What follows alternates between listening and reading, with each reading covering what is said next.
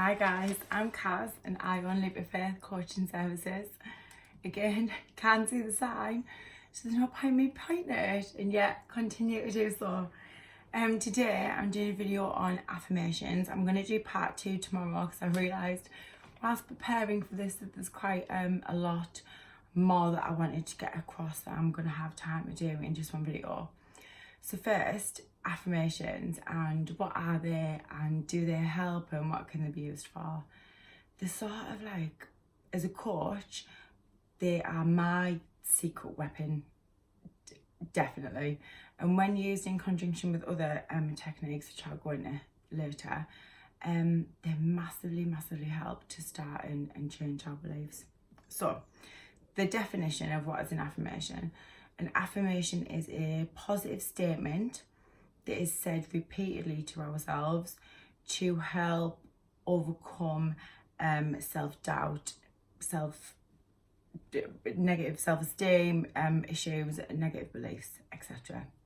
So what that really means is, it's if we have low self-confidence and low self-worth, then we generally thinking quite negative about ourselves. Our self-talk will go along the lines of, I can't do this, or I always fail at this, or why does this always happen to me? And they are, in a sense, negative affirmations, which I'll cover tomorrow. But our self-talk goes predominantly like that. So affirmations would be statements such as, I can do anything I put my mind to, or I am clever and capable, or every day I get stronger and stronger. They are statements that are positive, that are the opposite of our negative self-chitter. So why do we use them, and in what circumstances can they be used?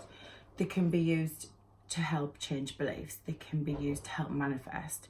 They can be used to help calm us down in situations of stress. They can be used to help with job interviews, help with car driving, what's it called? Driving tests, anything along them lines. I'll cover them literally in different detail and different affirmations for different topics tomorrow, because you can get ones for stress. They're literally affirmations for weight loss, affirmations for absolutely everything. So we use affirmations for a range of different things, and the studies into them, again, they're so vast. I didn't even think that there was this much evidence that mainstream had kind of found, but they have. So the main reason that I use affirmations and that I employ affirmations with my clients is to work on beliefs. So the main thing that we need to get across here is how important our belief systems are, because we have a habit of thinking that we are a certain way because the world is telling us that. So we have X amount of money, and we are a certain level of attractive or smart or whatever it is, because we think that the world tells us that, and so because the world tells us that, that is what we therefore believe.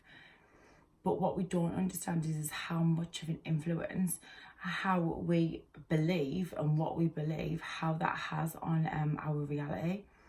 I'll go into the subconscious and the conscious mind tomorrow, and how things become a self-fulfilling prophecy, and how via the law of attraction, whatever we believe about ourselves to be true kind of does.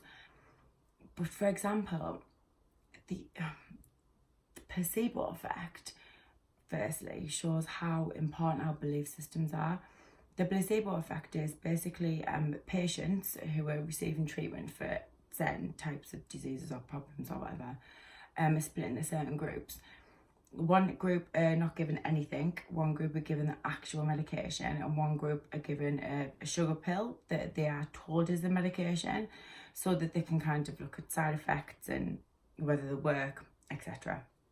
And what they found is that the placebo drug, i.e. the sugar pill, pretty much works exactly the same amount of times, like the ratio of it, I think it's 30% to 39%.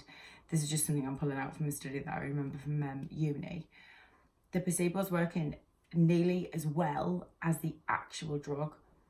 And that is simply because the patients that were administered the sugar pill were under the assumption that they were being given that drug.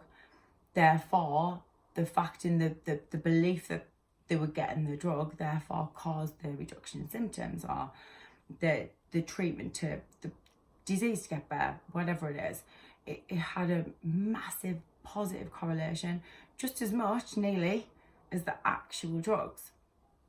Then there's studies that we did in psychology where teachers are given this pupil A and pupil B, and the teacher was given a indication that pupil A is an amazing student, comes from an awesome background, is super duper smart, and they're just lovely.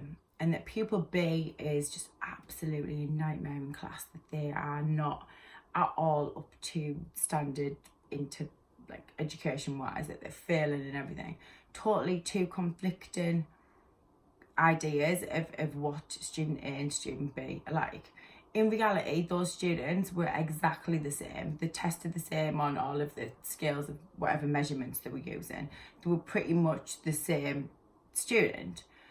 At the end of the year, they wanted to assess what the teachers' beliefs about the students, how that impacted the teachers given the grades at the end of the year. And what they found is that the teacher that thought that the pupil was super smart give that child a really, really glowing report, and the child that was not as smart or disruptive was given the corresponding disruptive or negative report. The kids were the same, but the teachers believed that one was awesome and one was not totally changed their objective test results at the end of the year. These studies over and over again. What percentage of lottery winners lose all of their money within the first 5 years? Because I googled this earlier. They reckon about 70% of people that win $1 million or more on the lottery within 5 years declaring bankruptcy. Why would that be a thing? Because their belief about money, their belief about their worthiness to have money, their belief about rich people being lying, cheating, whatever it is, their belief didn't change. So that their circumstances changed, but that didn't change their belief, and so they lost all of the money. What about self-made millionaires that have lost their money over and over again, and yet because they've got the mindset that they're going to do it, they'll do it. Right, okay, I need to cut this short. Rambling on again. It's not like me. Okay. So how do affirmations change beliefs? I'm going to go into the subconscious and the conscious mind tomorrow, but they change our beliefs by if we can repeat them repetitively to ourselves every day over and over for at least a month, what they're going to do is start seeping down into the subconscious, and then via the law of attraction, self-fulfilling prophecy, whatever you want to call it, go into more detail about that tomorrow. Our brain, our consciousness, the matrix gives us corresponding evidence to prove that new belief. So you'll start and see evidence of it. To say, we'll use the example of that you think you're stupid. If you said to yourself, you have to use a range of other self-help tools as well. There's got to be, say, hypnosis or visualization or meditation, but I'm going to go into that tomorrow. But if you did a program completely to combat the fact that you thought that you were stupid, and use affirmations every single day, such as I'm capable, I'm smart, I am worthy, I'm amazing, I love to learn.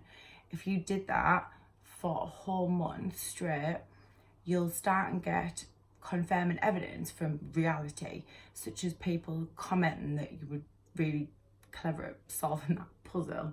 You'll just get evidence of it, or you'll start, and because you've got the confidence in your own abilities, you'll start and think outside the box that you were used to thinking in, because belief creates reality. So tomorrow I'm going to go into all the different types of affirmations, how to phrase them, what negative affirmations are, the conflicting evidence into how to use present tense and future tense and what have you, and a range of my favouriteest affirmations. So if you've got any questions, any comments, post below. And if you do like the video, like and subscribe and share. Thank you. See you later.